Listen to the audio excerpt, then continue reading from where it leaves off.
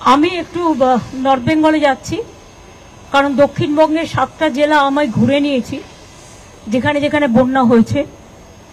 উত্তরবঙ্গে আপনারা হয়তো অনেকে জানেন বা অনেকে জানেনও না, সাধারণ মানুষের জন্য বলা, দক্ষিণবঙ্গ ডিভিসির জলে যেমন ভেসেছে, উত্তরবঙ্গে নেপাল থেকে কোশি নদীর জল ছেড়ে দিয়েছে কালকে 5 লাখ কিউসেক টন। ফলে ওই জলটা আসছে বিহার হয়ে বাংলায়, গঙ্গায় ঢুকছে। এর ফলে একদিকে সংকোচ নদীর জল কুচবিহার, জলপাইগুড়ি, আলিপুরদুয়ার আক্রান্ত, আর অন্যদিকে নেপাল যে জলটা ছেড়েছে কোশি নদীর জলটা বিহার হয়ে ঢুকতে শুরু করেছে।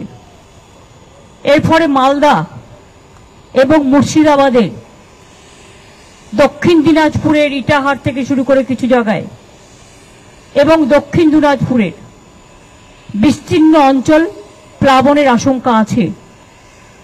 আমরা কাল রাত্রি 12টা থেকে এটা শুনতে পেয়ে রাত 12টায় পুলিশ মাইকিং করে সবাইকে সেফ প্লেসে নিয়ে গেছে। এবং বিহারেও জলটা হবে, বিহারেও খুবই বন্যার মতো পরিস্থিতি। নেপালের জলে বিহারও ভাসবে, বাংলাও ভাসবে। প্লাস ফরাক্কায় তো ড্রেজিং করে না, আজকে 20 বছর হয়ে গেছে। ফলে জলটা যদি ফরাক্কা কিছুটা রাখতে পারত, ড্রেজিং করলে 2-3 লাখ কিউসেক টন রাখতে পারত, তাহলে মালদায়, সুতি, ফরাক্কা এই জায়গাগুলো অন্তত বন্যা হতো না।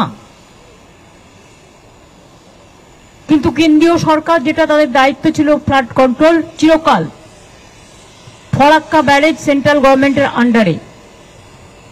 আগে ওরা 120 কিলোমিটার দেখভাল করত, এখন সেটা কমিয়ে 20 কিলোমিটারে এসে গেছে।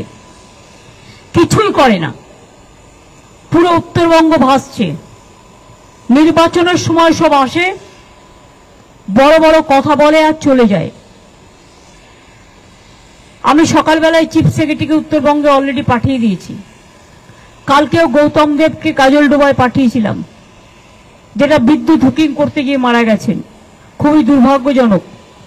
আজকেও সিএসকে আমি বলেছি ওই এলাকার এমএলএ খগেশ্বর রায়কে নিয়ে স্পটে যেতে। তাছাড়াও উত্তরবঙ্গের জেলাগুলো নিয়ে মুর্শিদাবাদকেও ইনক্লুড করেছি। আমার বিকেল 5টায় উত্তরকন্যা থেকে মিটিং আছে। যারা ফিজিক্যালি আসতে পারবেন, যারা ফিজিক্যালি আসতে পারবেন না তারা ভার্চুয়ালি থাকবেন। আমাদের অ্যাডমিনিস্ট্রেশনকে সজাগ করা হয়েছে, সতর্ক করা হয়েছে। পুলিশও রিলিফের কাজটা ভালো করছে, আমাদের রিলিফটা তারা পৌঁছে দিচ্ছে বিভিন্ন জায়গায় গিয়ে তাদের সিস্টেমের মধ্যে দিয়ে। সুতরাং এইটাই হচ্ছে আমার প্রোগ্রাম। বাদ বাকিটা আমি বিকালে কথা বলেই জানবো, তখন আমি লোকাল প্রেসকে বলবো। দার্জিলিং ম্যাসিভ ল্যান্ডস্লাইড হয়েছে বিকজ দার্জিলিং এর কালিম্পং, দার্জিলিং এইসব জায়গাগুলো এমনিতেই রাস্তাগুলো সরু সরু, পাহাড়ি রাস্তা সরু হয়। তাও তো আমি একটা নতুন রাস্তা বানিয়ে দিয়েছি বলে এখন লোকের অনেক সুবিধা হয়েছে। সেই জন্য তীর্থযাত্রীরা যারা আছেন তাদের লাভা এবং লোলেগাঁও দিয়ে নিয়ে আসা হচ্ছে। দার্জিলিং এর ধসে আর্মিরও একটা ভূমিকা আছে, কারণ আর্মিও ওই পথে যাতায়াত করে এবং সিকিমও কিছুটা আছে। সুতরাং এটা আমাদের আজকের মিটিংয়ে আমি দেখি ওদেরকেও থাকে কিনা, না থাকলে আমরা ওদের সাথে কথা বলবো যাতে ধসটা তারা ইমিডিয়েট মেরামত করে। কারণ এটা বেশি কাজে লাগে, যেমন আমাদেরও সাধারণ মানুষের, আর্মিরও কাজে লাগে, মানে দেশের কারণে।